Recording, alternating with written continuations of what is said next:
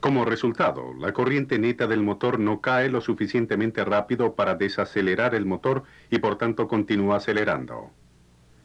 Cualquier motor, si gira demasiado rápido, será destruido por sus fuerzas centrífugas. La armadura literalmente volará en pedazos o explotará. Los motores en serie pequeños por lo general tienen suficiente fricción de las escobillas y cojinetes para prevenir esto, pero los motores en serie grandes, como los de un montacargas, deben estar conectados directamente a la carga por medio de engranajes. No se usan embragues o cloches. Correas tampoco son usadas con motores en serie, ya que pueden romperse o zafarse y dejar que el motor cobre sobre velocidad. En un motor conectado en derivación, las bobinas del campo están conectadas en paralelo en vez de en serie con la armadura. Como resultado, la corriente en ellos no es afectada por la fuerza contraelectromotriz. Así, la corriente del campo es independiente de la velocidad del motor y provee un flujo del campo casi constante. Ya que la fuerza contraelectromotriz no limita la corriente de las bobinas del campo, las bobinas necesitan tener una resistencia considerable. Estas son enrolladas con muchas vueltas de alambre fino. Debido a que el alambre fino transporta una corriente constante y bastante baja, el par de arranque de un motor en derivación es mucho menor que el de un motor en serie. Pero como la corriente del campo permanece constante a medida que la velocidad del motor aumenta, la torsión no cae tan rápidamente como en un motor en serie.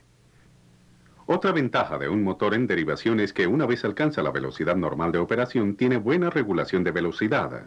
Esto significa que la velocidad no cambia mucho si cambia la carga. Este motor en particular, por ejemplo, produce momento torsional normal a 2500 revoluciones por minuto. Si se dobla la carga de tal forma que produzca el doble de la torsión, solo desacelerará a 2300 revoluciones por minuto.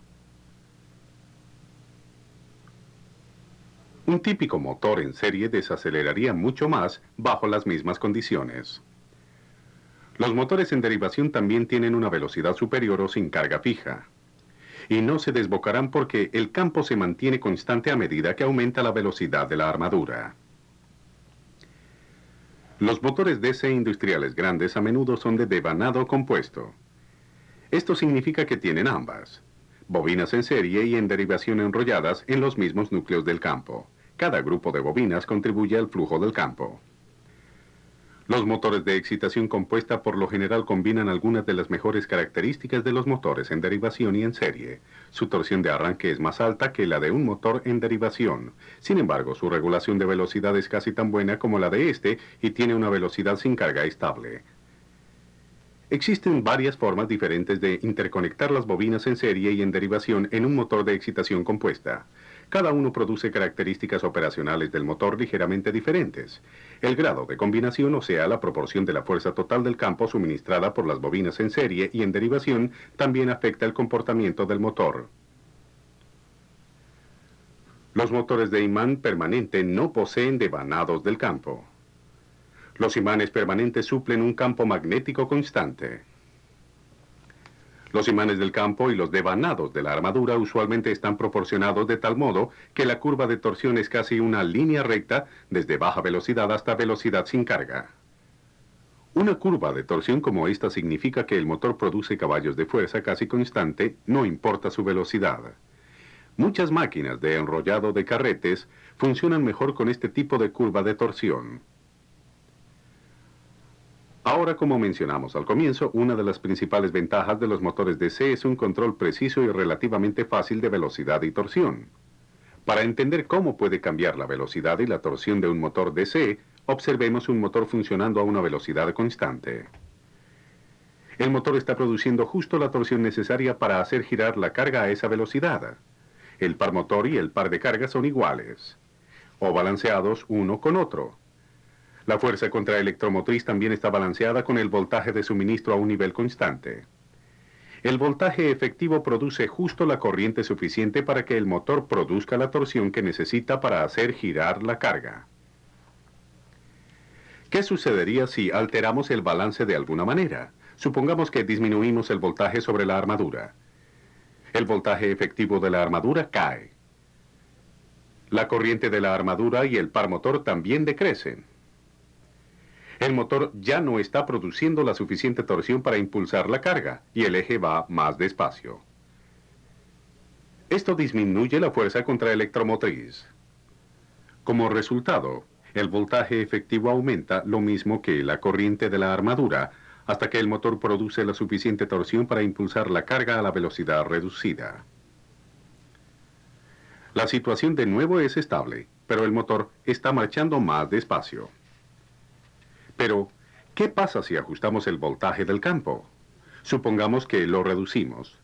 La corriente a través de las bobinas del campo decrecerá, reduciendo la fuerza del campo magnético. Puesto que las bobinas de la armadura están cortando menos líneas de flujo, la fuerza contraelectromotriz caerá. Más corriente fluirá en la armadura y el motor acelerará la velocidad hasta que la fuerza contraelectromotriz se eleve de nuevo y el par motor sea suficiente para impulsar la carga a la velocidad más alta. Así es como trabaja un regulador de motor DC, o cambia el voltaje hacia la armadura o hacia el campo. Aumentar el voltaje de la armadura o disminuir el voltaje del campo acelerará el motor. Para desacelerarlo, un regulador de motor disminuye el voltaje de la armadura o aumenta el voltaje hacia el campo. La primera función de la mayoría de los reguladores de motores DC es la de iniciar el motor. La mayoría de motores DC por encima de 1 o 2 caballos se deben arrancar a un voltaje reducido porque, como vimos, la resistencia del motor es muy baja. Si el voltaje pleno de la línea fuera súbitamente conectado, la corriente de entrada sería mayor de lo que la fuente pudiera suministrar. Por ello, los reguladores proveen un voltaje que aumenta en forma gradual o por etapas, a medida que el motor cobra velocidad. Algunos reguladores de motores DC también permiten que el motor se use como freno. En realidad, incluso sin un regulador, la mayoría de motores DC limitarán la velocidad de una carga que trata de girar más a prisa que la velocidad sin carga del motor. Una carga de este tipo es llamada carga de desbocamiento. Lo que sucede cuando una carga se desboca es que la fuerza contraelectromotriz inducida en la armadura se eleva por encima del voltaje de suministro. Entonces, en vez de recibir corriente de la fuente, el motor se convierte en un generador y empuja la corriente de vuelta hacia la fuente.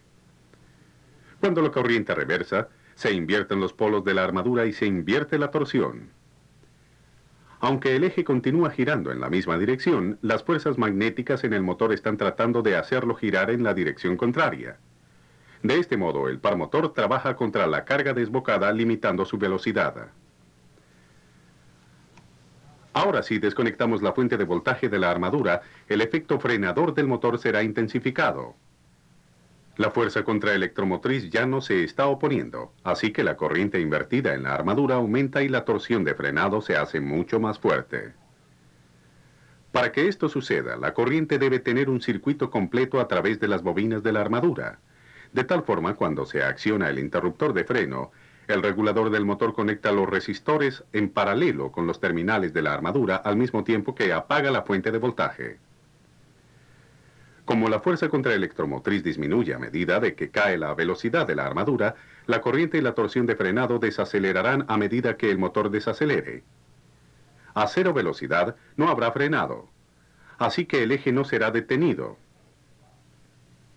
Los frenos mecánicos a menudo se engranan cuando el motor alcanza una velocidad baja para completar el frenado.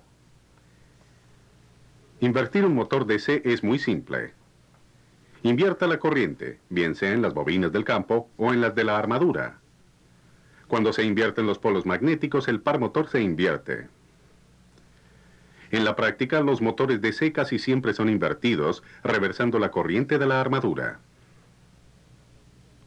Una de las razones para esto tiene que ver con una parte del motor que aún no hemos visto, los interpolos o devanados de conmutación. Estos son polos instalados entre los polos principales del campo y enrollados con alambre grueso en serie con la armadura. La mayoría de motores en derivación, de excitación compuesta y de imán permanente por encima de medio caballo los tienen. Su propósito es el de evitar que las escobillas chispeen bajo diferentes condiciones de carga. Pero los interpolos solo pueden hacer esto si su polaridad es correcta con relación a la dirección en que gira el motor. Cuando cambia la dirección del motor, su polaridad debe también cambiar. Puesto que los interpolos están instalados en serie con las bobinas de la armadura, invertir las conexiones del campo invertirá el motor, pero no los interpolos. y las escobillas chispearán fuertemente. Cuando usted está conectando un motor para operación invertida, recuerde cambiar las líneas de la armadura, no las del campo. Bueno, hemos visto las partes principales de un motor DC. Sabemos de sus funciones y de cómo están interconectados en los 4 tipos principales de motor. Si usted mantiene en mente los puntos básicos acerca de cómo trabajan las escobillas y el conmutador para cambiar la corriente en las bobinas de la armadura y de cómo la fuerza contraelectromotriz afecta la velocidad del motor y sus características de torsión, usted será capaz de entender por qué un motor DC se comporta como tal. En programas futuros de esta serie discutiremos las especificaciones de motores, su instalación, mantenimiento e investigación de averías.